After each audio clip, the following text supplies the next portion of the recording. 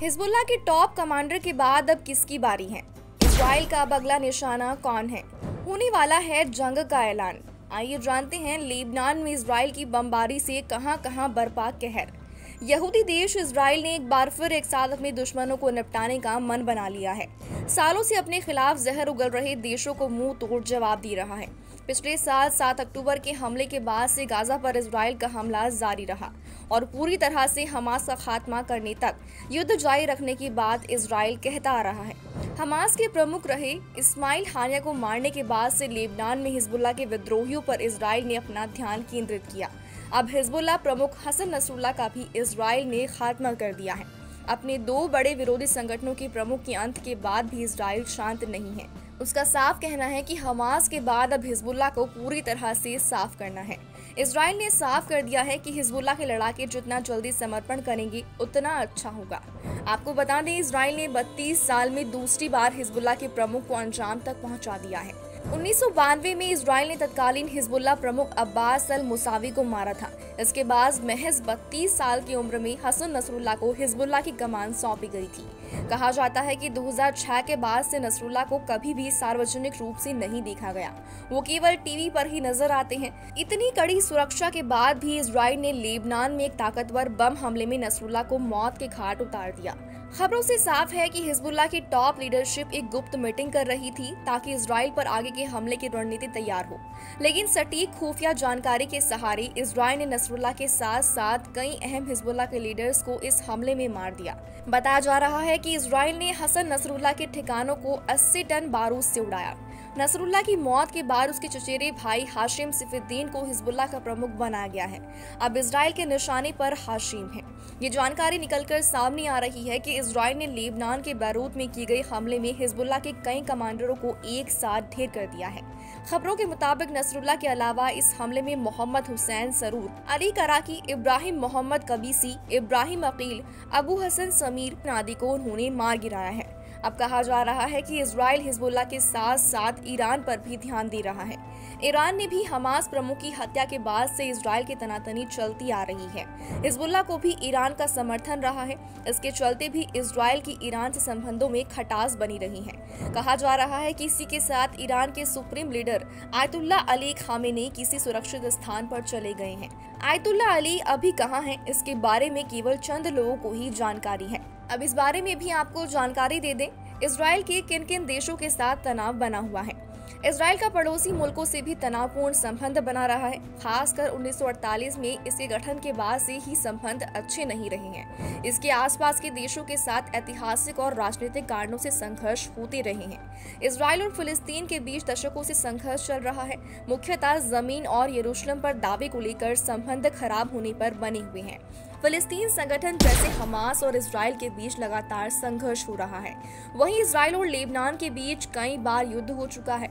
विशेष रूप से इजराइल और लेबनान के भीतर सक्रिय हिजबुल्लाह संगठन के बीच दुश्मनी है, जो इजराइल पर अक्सर हमले करता है। इजराइल और सीरिया के बीच भी लंबे समय से गोलान हाइट्स क्षेत्र को लेकर तनाव है। इजराइल ने 1967 के युद्ध में इस क्षेत्र के कुछ हिस्सों पर कब्जा कर लिया था और तब से यहाँ तनावपूर्ण संबंध बना हुआ है। इसी के साथ ही इजराइल की ईरान के साथ भी रिश्ते अच्छे नहीं हैं। हालांकि ईरान इजराइल का पड़ोसी नहीं है, लेकिन दोनों देशों के बीच गहरी दुश्मनी है। ईरान इजराइल को मान्यता नहीं देता और इसे समाप्त करने की बात करता है। इजराइल भी ईरान के परमाणु कार्यक्रम को लेकर चिंता में रहता है। इजराइल के जॉर्डन और मिस्र के साथ भी संबंध अच्छे नहीं हैं, लेकिन इजराइल का जॉर्डन और मिस्र के साथ शांति समझौता हो चुका है। ये समझौता मिस्र के साथ 1969 में और जॉर्डन के साथ 1994 में हुआ था।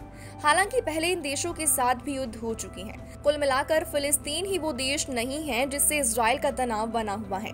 कई और देश भी हैं जिससे इजराइल के रिश्ते बिल्कुल अच्छे नहीं हैं। वहीं हिजबुल्लाह चीफ नसरुल्लाह की मौत के बाद दुनिया भर के उनके समर्थक सड़कों पर उतर आए हैं। इसी कड़ी में रविवार को कश्मीर में हिजबुल्लाह समर्थकों ने पैदल रैली निकाली। इस पैदल मार्च में बड़ी संख्या में बच्चे और महिलाएं शामिल थे। प्रदर्शनकारियों ने कहा कि इजराइल का हिजबुल्लाह चीफ हसन नसरुल्लाह को मारना उसके लिए आत्मघाती हमला शामिल होगा। अब हर घर से नसरुल्लाह निकलेगा। लेबनान की राजधानी बेरूत में हिजबुल्लाह के 64 वर्षीय प्रमुख हसन नसरुल्लाह की मौत पर मुस्लिम जगत से दो तरह की प्रतिक्रियाएं हुई। जहां एक तरफ समुदाय का एक बड़ा हिस्सा नसरुल्लाह की हत्या से आक्रोश में था और अपना गुस्सा जाहिर करने के लिए सड़कों पर उतर आया, वहीं दूसरी ओर एक वर्ग में ऐसा भी था जिसने इस पूरी घटना का जश्न मनाया। हिजबुल्लाह सरगना की मौत का दुख पूरे भारत में भी देखा गया। नसरुल्लाह की मौत के बाद कश्मीर में बड़े पैमाने पर विरोध प्रदर्शन हुए।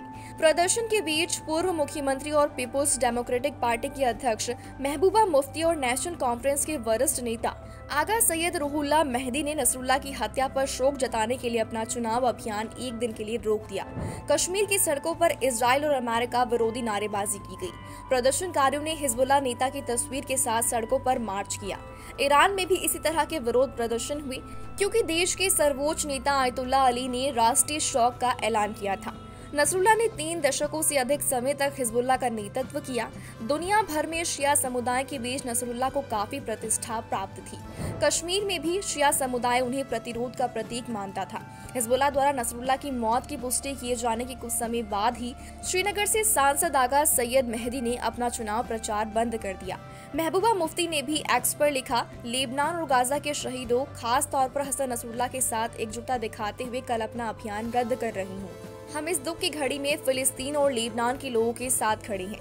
इसी बीच ईरान में भी हिजबुल्लाह नेता की मौत पर विरोध प्रदर्शन और शोक मनाया गया। ईरान के सर्वोच्च नेता आयतुल्लाह अली ने इजराइल को चेतावनी दी कि नसरुल्लाह की हत्या का बदला लिए बिना नहीं रहा जाएगा। खामेनेई ने ईरान में 5 दिनों के शोक की घोषणा की और 57 सदस्यीय इस्लामिक सहयोग संगठन की आपातकालीन बैठक बुलाई। इतना ही नहीं, तेहरान ने संयुक्त राष्ट्र सुरक्षा परिषद की आपातकालीन बैठक भी बुलाई। पाकिस्तान में खास तौर पर कराची शहर में झड़पें हिंसक भी हो गई क्योंकि प्रदर्शनकारियों ने पुलिस पर पत्थरबाजी की और अमेरिकी वाणिज्य दूतावास तक पहुंचने की कोशिश की। पुलिस ने वाणिज्यिक दूतावास की ओर मार्च कर रहे प्रदर्शनकारियों को तितर-बितर करने के लिए आंसू गैस और लाठियों का भी इस्तेमाल किया। फिलहाल हिजबुल्लाह चीफ की मौत के बाद सन्नाटा छाया हुआ है। इस वीडियो पर आगे जो भी अपडेट आएगा वो हम आप तक जरूर पहुंचाएंगे। बाकी इस वीडियो पर आपका कोई भी सवाल हो तो हमें कमेंट करें। हम फिर मिलेंगे एक ऐसी ही नई वीडियो के साथ। तब तक के लिए शुक्रिया।